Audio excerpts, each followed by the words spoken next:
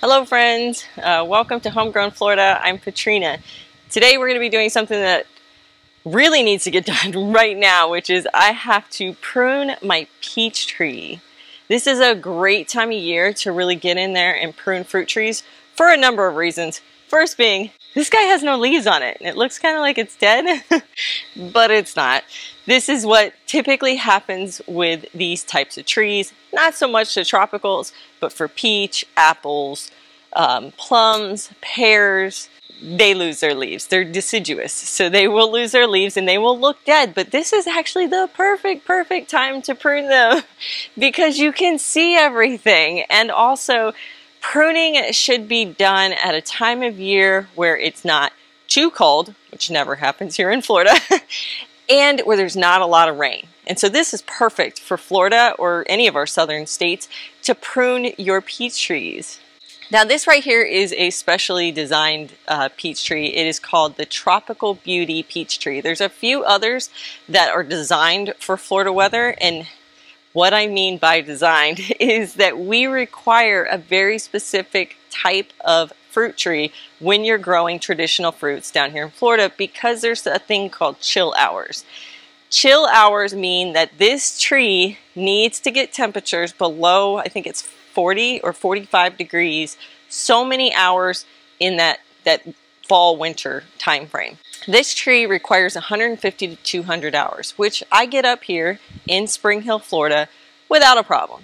If you live in a part of the state that doesn't get any chill hours, I'm thinking of our friends over there in South Florida, these guys are not really going to work for you. They're going to create a really pretty tree and they're going to get big and bushy and nice and they're never going to bloom and they're never going to set fruit. So you really want to go online. I have a resource I'll put up right now. It's a website where it doesn't tell you always your exact location, but you can get your nearest towns and it'll tell you how many chill hours it had last year.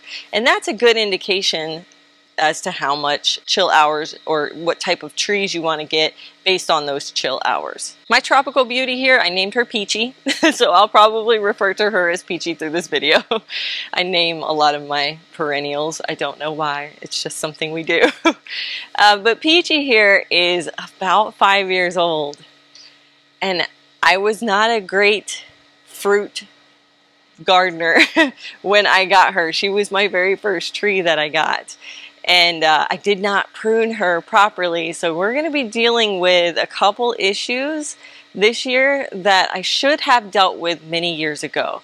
And I'm going to tell you all about that so you don't make the same mistake. And if you're in the same boat as me and you didn't prune your peach tree the way that it should be pruned, I'm going to show you what I'm going to do to rectify this situation. Peachy here got, when I got her, she was a year to 2 years old, very tiny. I put her in the ground at 2 years old, and the first year she got big. She didn't bloom at all, but she grew quite a bit. They grow very fast, actually. It's very surprising. On year 3, I got my first set of blooms, and I did thin them down a lot, and I did that because I really wanted her to take that time to really grow. And I know that that is so hard to do when you're talking about fruit trees that take years, years to give you a harvest, but I know that this is what's going to be best for her. So I did thin it down to about a dozen peaches. And I just wanted to see what a dozen would look like, what kind of fruit it was, whether I was going to like the fruit or not. And I did. They're awesome peaches. Oh my goodness. They're not big like Georgia peaches, softball size. They're more like a baseball size peach, a little bit smaller. The 4th year that I had Peachy, she bloomed a lot. So that's why I could tell my thinning of her peaches the year before did help. She bloomed a ton. And once again, I wanted to refrain from being super greedy, and I narrowed her down to 2 dozen peaches. And so that way that the tree wouldn't be overwhelmed by the amount of fruit because it was still kind of twiggy and wimpy and I didn't want to break any branches, so I brought it down to 2 dozen fruit. So this year I'm really expecting a lot from her. We've been taking care of this fruit tree. We've been doing all the things. We've been feeding her twice a year. We do it I'll probably do it here in February, and then I do it again in April, right before the fruit is ready. So right before it blooms, and then right before the fruit is ready. And then I just watch her for any kind of bugs. She's had the Sri Lanka weevils. I've been hand picking them off because they have been tearing up the leaves a lot. I've been hand picking them off, and then she lost her leaves and they went away. The cold weather came and those guys went away. So hopefully we get a reprieve from those in spring and summer. The one thing I did not do with Peachy that I really should have been doing is heavy pruning.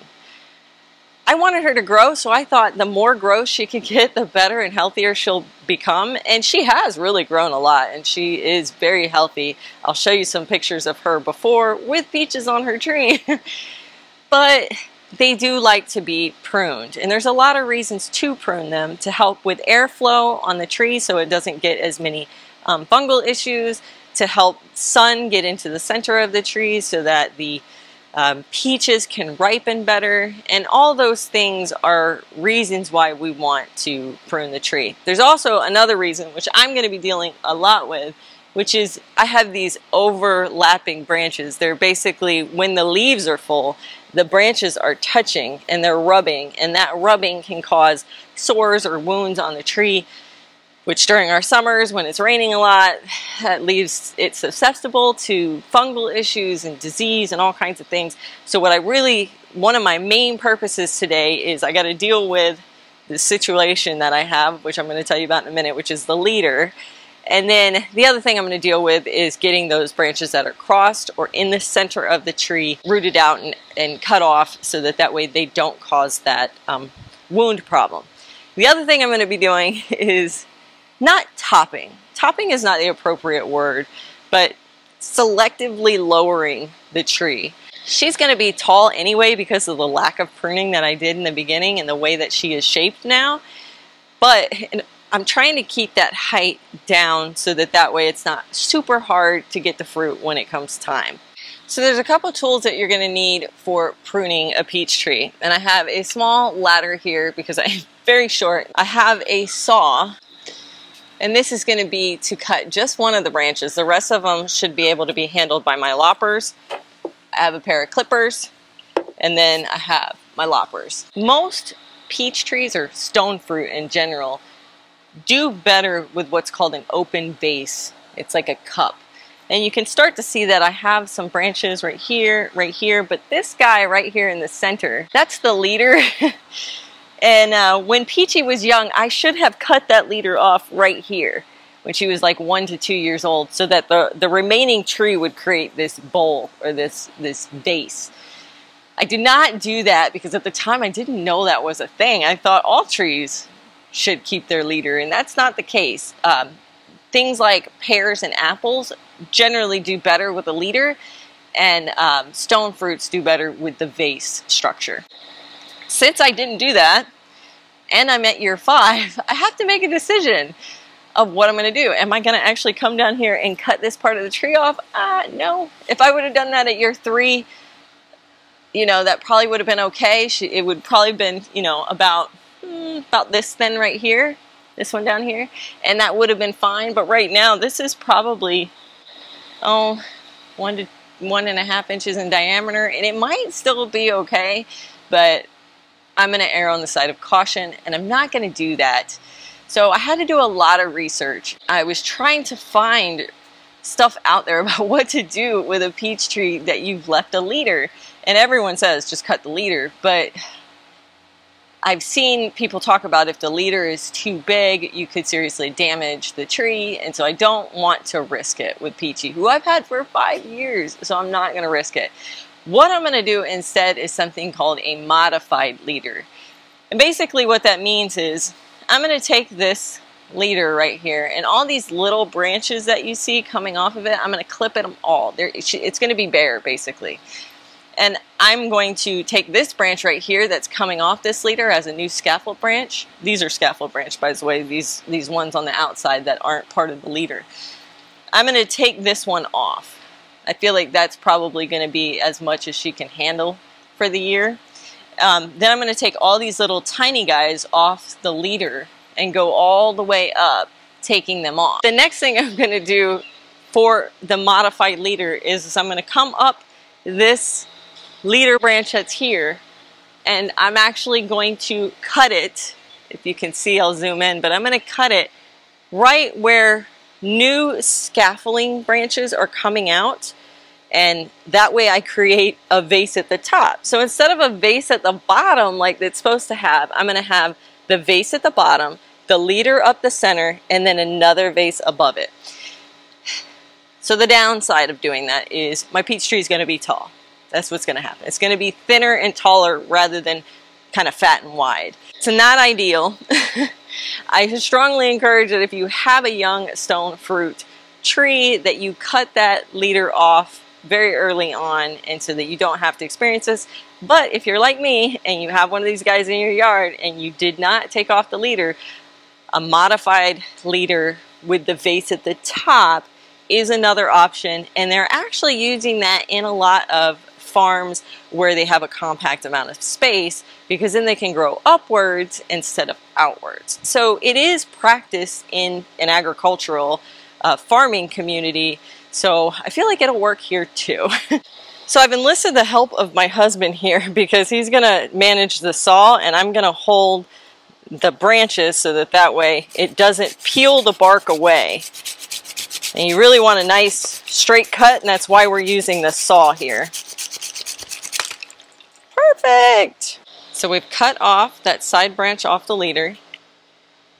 And then, unfortunately I didn't get it on video, but we cut right at the tippy top there the new vase that's going to be created.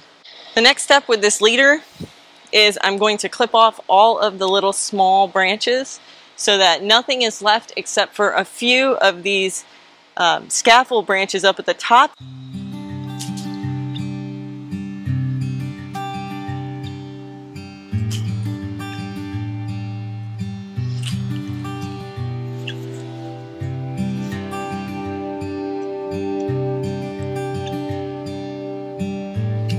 Bring you in close so you can see how I clip that off. Just very close to the tree. So now we're up here at the top, and I have to make some decisions of which ones I want to be the scaffold branches for the future. And I'm actually picking these top ones, these three. And I think my best option is I need to take this top one because it is rubbing against this, and that will leave me with three that are not touching anywhere and don't look like they're going to touch anywhere in the near future. So let's take a closer look at what we've done. We have that main leader branch, it's that straight up and down branch. We took off the side branch right here, and if you follow me all the way up, all of the little branches have been cut except for three at the very top. Those will be the new scaffold branches, and I cut the top straight off so that way the energy will go into those scaffolds and it'll create the bowl up top there. So now that we have dealt with the leader, I'm happy with where we're at. Now what we have to do is thinning cuts. And thinning cuts are really the cuts you want to make to take off the little branches that are either not going to produce anymore, because peach trees produce on their second year wood. And so if they produced on wood last year, they're not going to produce on that same wood this year. So you want to be taking off those old branches, anything that's dead, dying, diseased, broken, you want to take all those off, and anything that's rubbing. I'm also going to be taking off anything in the center because I have not done that ever since Peachy was little. So she has quite a few branches that are coming up into the center, which is shading and creating issues with you know, getting sunlight and airflow into the middle of the tree. So I'm going to be focused on taking a lot of the inside out.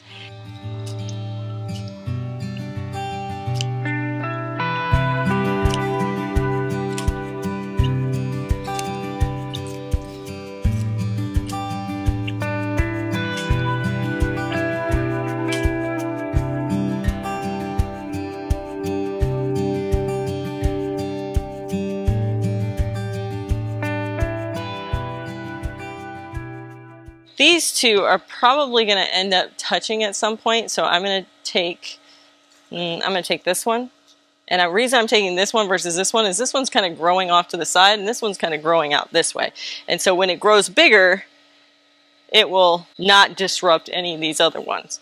But this one will clearly disrupt other ones. And so now what I'm going to look for is anything that's touching. This whole scaffold branch right here, none of it touches anything. So I'm not going to do anything. But over here, I have these branches that are getting very close with this top one. So I'm going to take off some of these ones that are underneath it. I'm going to leave this one because this guy's going to go out this way, but this one is going to start touching here. Let me show you exactly what I mean by the whole touching and overlapping. So in this example, we have one of our scaffold branches right here, and we have this branch coming out this way. And if it continues to grow, it's going to grow into this one. And so I don't want that to happen, so I'm going to take that off. Now these guys are growing outward, and so they're not going to hurt anything. This is our fourth scaffold branch. This guy's going to be a problem. Once the leaves start coming, it's going to interfere with this one. So honestly, between this one and this one's going to grow up to the center, and it's growing straight up, which is less than ideal. You want your branches at an angle, so I'm gonna go ahead and take that one. And I'm going to leave this guy to continue growing. So what I'm going to do something a little bit different with this one, which is actually leading into our third step, which is the topping. I hate to use the word topping because that implies that we're just cutting the tree off and not putting any thought to it. But we are shortening the tree. So with this branch, I have this branch coming up right here. And then you have this one coming off of the same scaffold branch, and they will touch. I really like this branch here with the way its direction is and the angle of the branch from the tree, so I almost don't want to take it. But this one, I wouldn't mind if this stays shorter and creates more branches out this way. So what I'm going to do is I'm going to actually do a top cut. I think there's another term for it, but what I call a top cut. And I'm going to cut this one so that way there's going to be buds that grow out this way. And so this tree, this part of the tree, this one, will grow this way, and this one will grow this way. So what we have to do is we have to find a bud to cut. And I want a bud that's facing outwards so that way I have the best chance of the branches going this way. And I'm trying to find a good one in this area that I like. So what I mean by the bud is right here, you can see a tiny little bud forming. That will create either peaches or a branch or both. But this one is facing this way into the tree, and I really want one that's facing outwards. So the best ones that I can find are down here. Like this one's really nice. I like this one. So this one's very nice because it's pointing away from the tree, which I like, and it has lots of buds on this side too. So we're going to take it right there, right above the bud.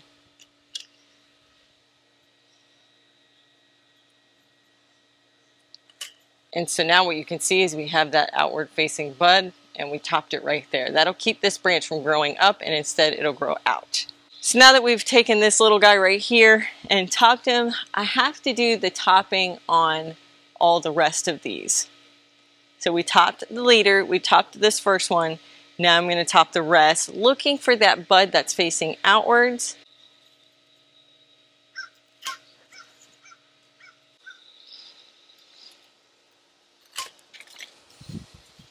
And all I'm doing here is I'm taking one scaffold branch at a time.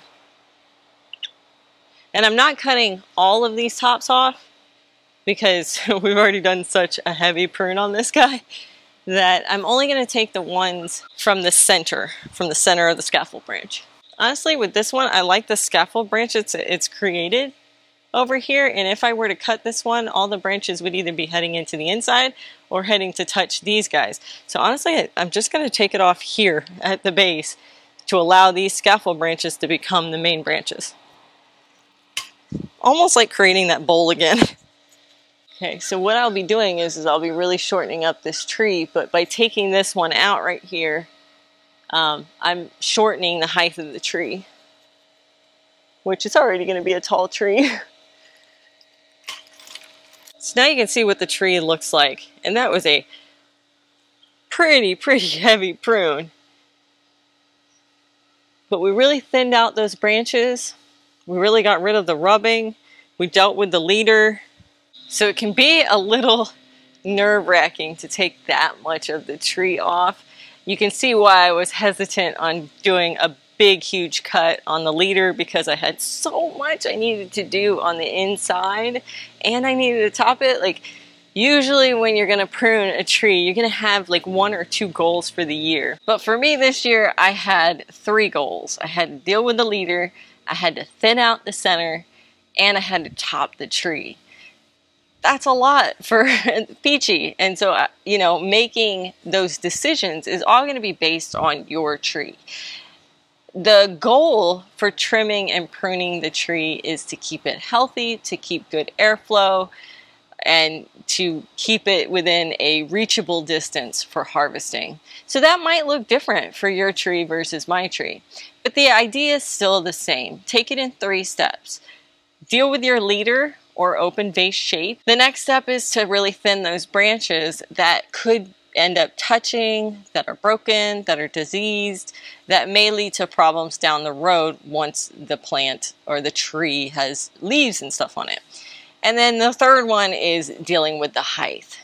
Maybe you don't mind a really tall tree. If you do, feel no need. You do not have to top your tree. You can keep it growing high. That's no big deal. But for safety in harvesting, I like to keep my tree somewhat small. Make sure to hang out for the next couple months. We're going to keep track of Peachy, see how she does, and I'll tell you exactly how many peaches that she gives me. Thanks so much for watching.